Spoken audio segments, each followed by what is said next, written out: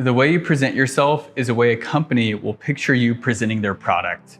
Presentation is everything.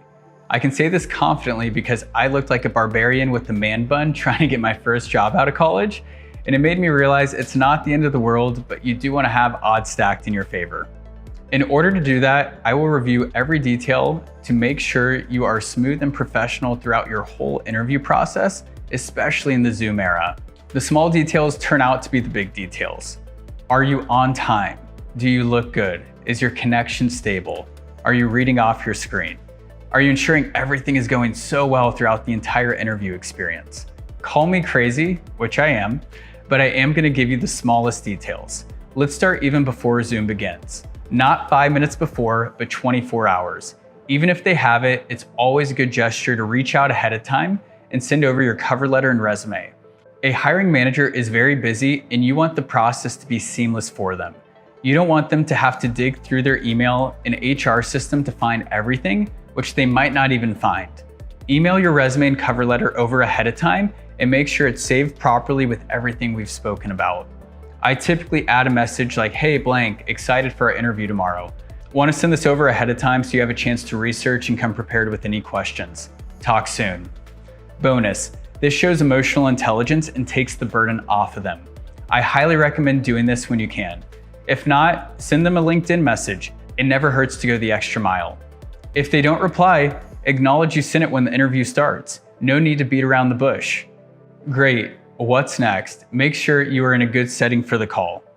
No, this is not a time to test out a new coffee shop or take a call in an area you have never tested with the Wi-Fi before. For this call, be in a quiet place with reliable service where it is quiet. I am so adamant about this because when I went to interview to become an AE manager, my house Wi-Fi went out right before the interview started. Apparently my mom changed providers while I was staying with her. The VP of sales was left hanging for 10 minutes while I was figuring out my Wi-Fi issue and was running door to door in a suit, banging on my neighbors' doors to see if I could jump in to take a call. While I almost lost my shot of being a manager of AEs at 24, don't let that happen to you. Next, make sure you're dressed business professionally. You don't necessarily need to be in a suit or tie, but make sure you are dressed nicer than you typically would. Make sure you have a clean background, not a lot of distractions, and make sure to take off any distracting jewelry that could distract the interviewer from understanding what you're actually trying to communicate with them. A hack a photographer taught me to make sure you look your best is to actually do your interview in front of a window where natural light can hit your face. It will make you look amazing. Now, do the interview in a spot very similar to where you normally work and practice. Make small tweaks to your background to make it more visually appealing without a mess. Interviewing in your own environment is a superpower because if you typically practice and study, it will allow you to calm your nerves instead of trying to execute your interview in a brand new environment with unknown factors. Next, the thank you. Make sure you follow up with a thank you. Make it personal based on the conversation. Send one to each person individually. Give examples. A good rule of thumb is also to send a thank you before your head hits the pillow the day of the interview. Now, there are so many interview mistakes you can make, and I want to reiterate some of the top ones I see all the time. Number one is simply not preparing for your interview. Not doing the work, not preparing your answers out loud for the questions you will be asked, and thinking you can be ready for it in one night. It doesn't work like that. Next is not asking questions in each interview. We don't want simple questions either. We want questions that help us stand out. We want context-based questions that build credibility and authority. Even if you feel like you have nothing to ask, think of something. Another thing that can hurt you is asking low-quality questions. Remember, your questions give you credibility, so use them wisely. Another thing is not qualifying out the company's promotion path. If they don't have one, it can be a huge red flag. Example, for a sales role, you need a company that you can grow with. Not qualifying the daily KPIs that are expected of you and seeing how people currently attain them is big. Later on in your sales career, you'll have companies reaching out with 300K OTEs, but the question will always be, how many people are hitting that? So don't get fixated on numbers, be fixated on how many people attain them. Another thing is not researching and understanding the product the company sells. A few other things that might not be good is if they don't have a good sales development program for talent. If the goal is to build skills, you want good training, not a 2-week onboarding, go figure it out yourself. Not dressing professionally and being more underdressed than everyone else. having a cluttered, unprofessional background, or wearing distracting jewelry. Not building rapport in the interview and making authentic connection on a personal level throughout the process with each person you meet. Not following up with personalized thank yous to each individual person. If you have hesitations on a company, make sure to reach out to me. Reach out to people at that company. Make sure you do all your due diligence to make sure you're making a good decision. Now, let's review what a typical interview day should look like from start to finish. To get things started, gather as much context as possible long before the interview begins. Talk to people at the company, do your research, understand what they sell and who they sell it to. Reach out to people who work and see if you can set up time with them to practice.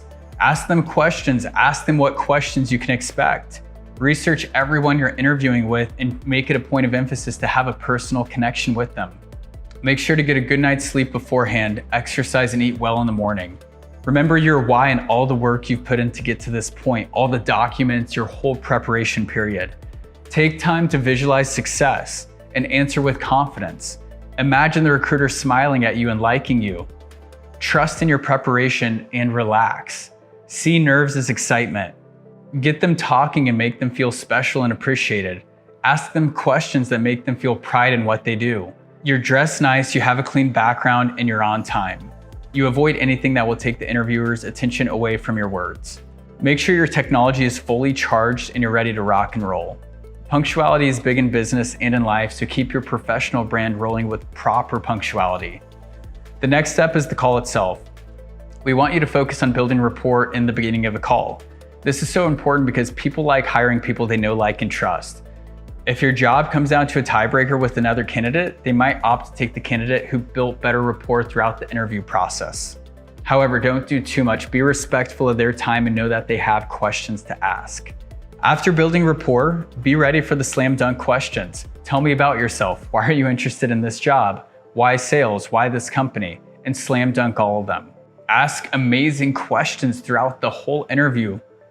My favorite opening question is, what characteristics are you looking for in an ideal candidate? Get the answers to the test ahead of time and qualify against them with your unique stories. Other questions that you care about. How would you describe the company's culture?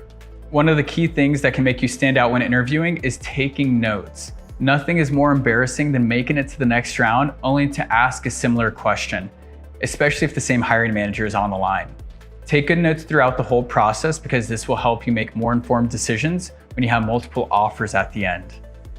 And lastly, always be closing. At the end of each interview, you need to understand how you performed and try to get feedback in the most natural way possible. Do you have any hesitations on sending me forward to the next round? It's a great question. Let them clear the room if they have any hesitations. Ask them, hey, when can I expect to hear back from you and your team? Follow up with a thank you. Make it personal. And like I said, send this before your head hits the pillow the day of the interview. With all this, you'll be interviewing with confidence before you know it.